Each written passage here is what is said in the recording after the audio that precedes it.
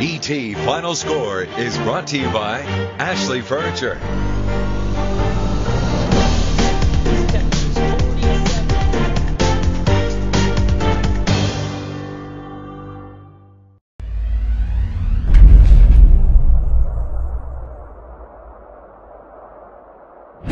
Good morning, East Texas. I'm Shannon Dorsey, and this is your TylerPaper.com morning news update.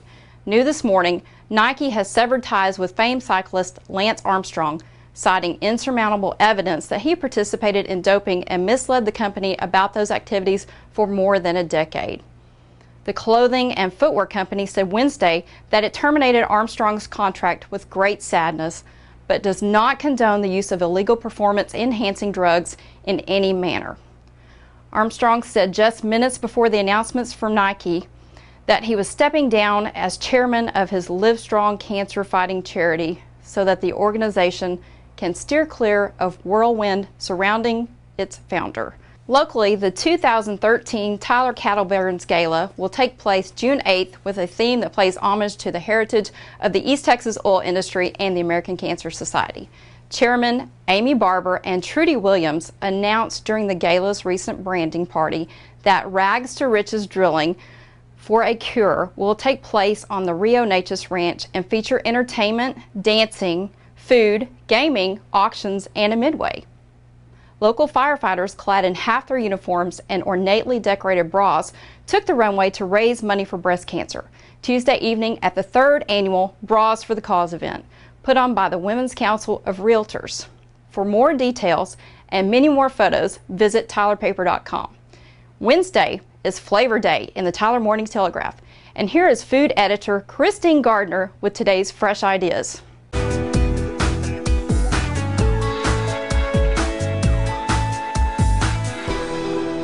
So it's harvest time, and there's so many beautiful apples that are available right now. One of my favorites is the Honey Crisp, and also Pink Ladies. And a really good friend of mine, she used to have an apple orchard, and this is her recipe for apple crisp. It is just wonderful. So I've got my apples here, and I've tossed them in some sugar and cinnamon. I'm just going to get those into a greased baking dish.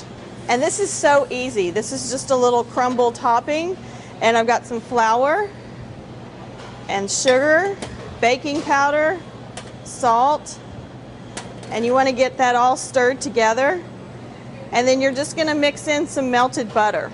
So she used to own an orchard in Illinois, and they grew all sorts of different apples and all varieties, and harvest lasted about August through November.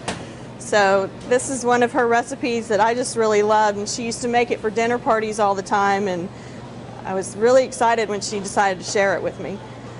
So then you get this over the top, and you just want it to be a crumbly mixture, you know, little chunks like this.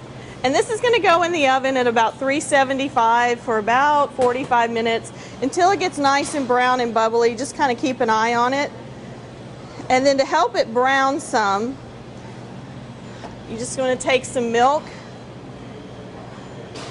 and dribble it over the top. And you could also use some brown sugar too and get that mixed in real nicely, and you get a little bit more caramelization across the top. So I'm going to get this into the oven. And then over here I have one that's already made, and you can see how the top gets nice and brown and caramelized. And then we're just going to scoop some out on a plate, and you can serve this with some ice cream or some Cool Whip, and it'd be really, really nice, especially with all the nice fall winter apples. So you can find this recipe in Wednesday's flavor section or on CBS19.tv. Thanks for watching, and tune in later today for our afternoon video news update.